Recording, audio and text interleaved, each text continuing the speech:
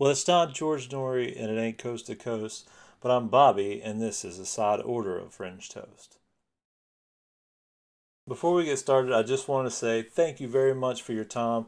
I know your time is very, very valuable, and the fact that you would share a little bit of that with me means the world to me and my heart. Um, Tonight's topic is specifically about an article that I found on the Skeptical Inquirer, and really, I mean, it's written by an asshole. I'm just being real. I'm just being as easygoing as I can. He's an asshole. I happen to believe that you can be a skeptic about the paranormal, without being mean. And this individual was clearly being mean. As a matter of fact, he used in the article he talks about the origin of the REM-POD, which, I mean, besides the fact that he's an asshole, he did put together some good material here. This is good knowledge to be shared. I wasn't a fan of how he stepped on the individual that that first came up with the idea of the REM-POD as a commercial item. He did have a valid point at the fact that essentially the REM-POD is not a new creation. It's actually an instrument that has been used in pop culture and has been popular in pop culture for many decades at this point. But he used it and repackaged it as the REM-POD that we know today, that you see on a lot of the paranormal shows and whatnot. And yeah, essentially he kind of broke it down all, but he did step on the creator, the original creator, and we'll talk about that in just a second. But hold on, let me get it pulled up. Here we are. There's the REM-POD. Actually, this is Kenneth Biddle, and I'll have a link to his article here, so you can read it yourself and have access to all this information. Kenneth, you're an asshole, and it's okay. It's okay to be an asshole.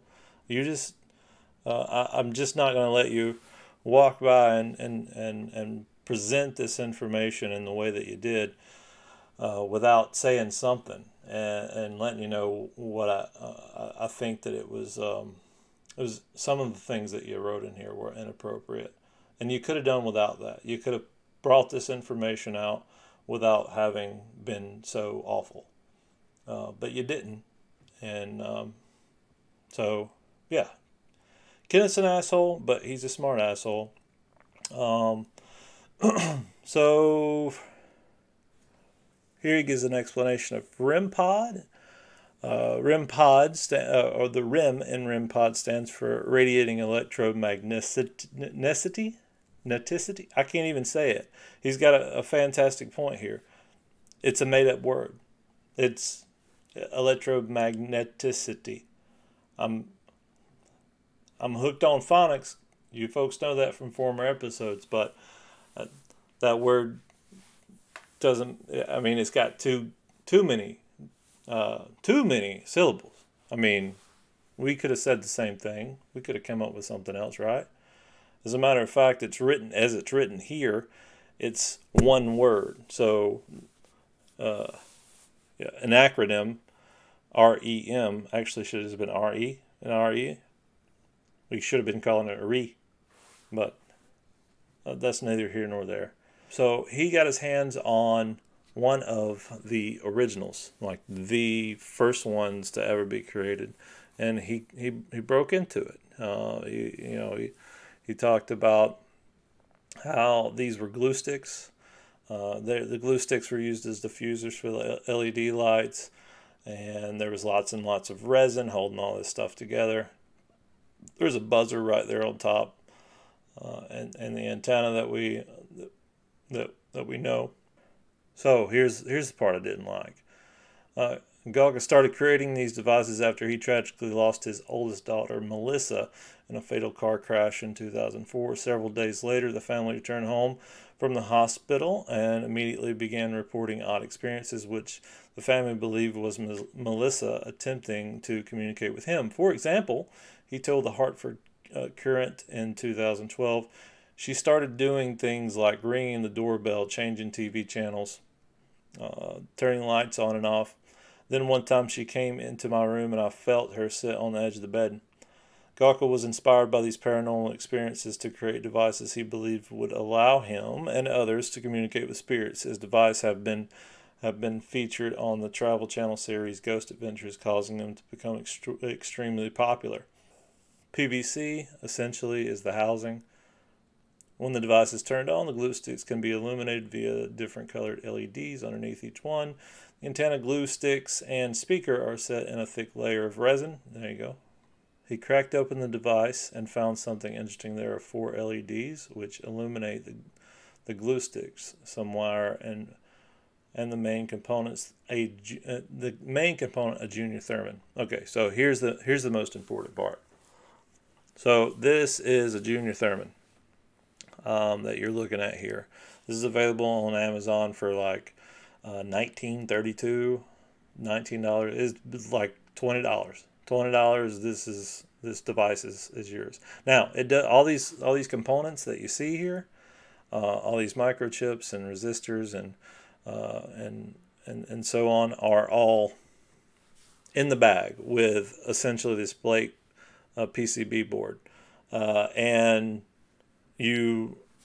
it's the kit was essentially designed to teach kids how to solder and to build electronic components, because in other countries kids have to do that. In America we do it for fun. Anyway, that was horrible. As the REM-POD is so the revelation here is that the REM-POD is not some brand new invention designed for the ghost hunting community. It is a hobby kit that has been repackaged and sold at an inflated price. Absolutely agree. Absolutely agree with that information. The junior Theremin, the Theremin. If you guys don't know, I wonder if I can bring up. Am I gonna mess things up if I'm gonna bring up the Theremin? Man.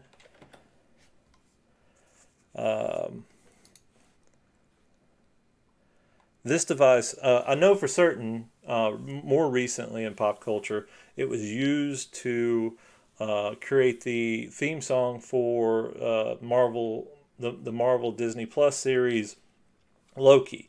It was also used in the creation of the original Star Trek theme song. So the volume is, so you see the man playing this thing here. White Township, I suppose is his name. So his right hand is over this loop sort of thing. That controls the volume. And then the space, how further or farther away the distance between his left hand and is to the antenna creates the different pitch. It changes the tone. So volume on the right, pitch and tones on the left, essentially. It's really been, I've seen this thing used to make some magnificent music, and I'm a big fan of it. But in context to this kit, again, this is a miniaturized version that kids can build. A kit that from Mad Lab, I believe, is the manufacturer of this. They're a Scottish company, and it's a learning kit. It's a junior Theremin. And let's see. There's more information on here about when the Theremin was created, and so on.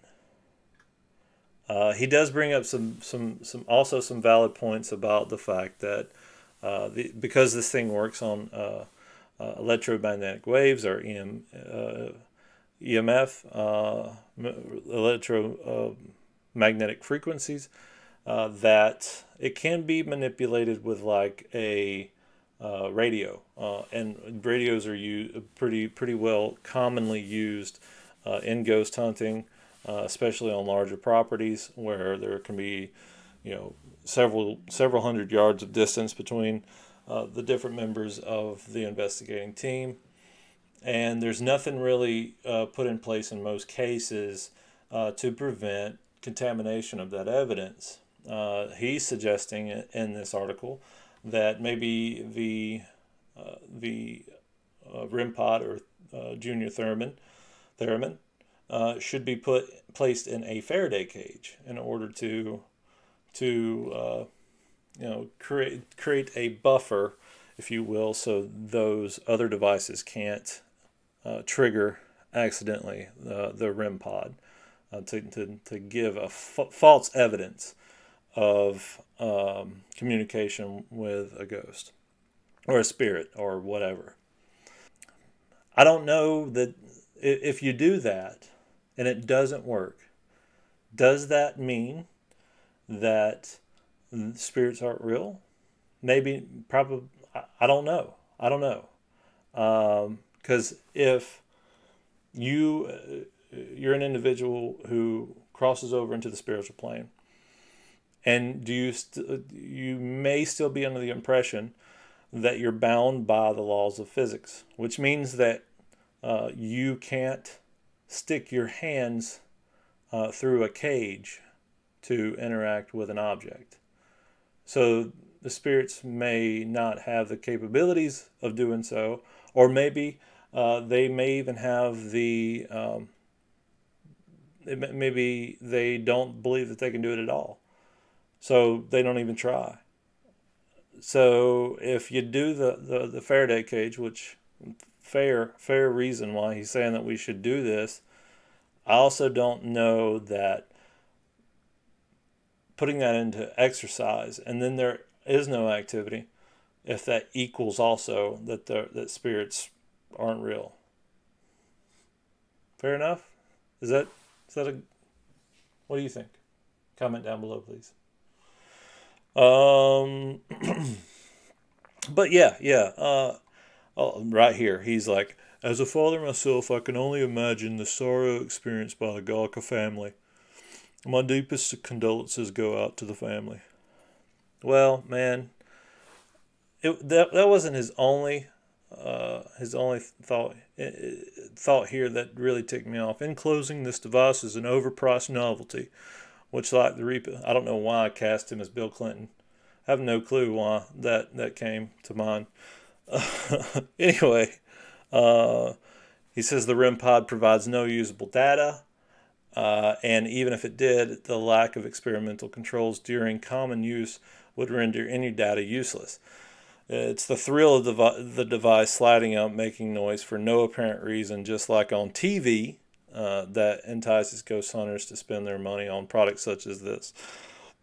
I would agree the fact that these devices are overpriced, and most of them, just about everyone that I've seen so far, is essentially it's not a new technology. It's something that someone took and repackaged. But also what can be said about that is the fact that most products, we make advances in technology as humanity grows and moves forward into time and reality. We make advances in technology, but most products are something that is just a rehash of an older technology. Okay, yeah. People will take an automobile and they'll tweak a couple of things and then put a brand new sticker on it. Boom, you got a new car company. That's it. Oh, I bought the motor from Ford, the chassis from Chevy. Boom, there you go. It's a new product. It's a new brand. So people do that all the time. I don't get his problem with that. But his last note here: money that would be put to much better use purchasing a book on critical thinking which is what I would recommend. Um, you, Kenneth, can take that and shove it up. Um, you know where it goes. That's it. That's a side order. I do appreciate your time. Go ahead and hit the like button and subscribe button if you'd like to see more content like this on the channel. Typically, we do like podcast style stuff. So if you like this and you want more of it, stick around. Look around at our other videos. We got plenty to choose from. Plenty to choose from. That's it, folks. Have a good night.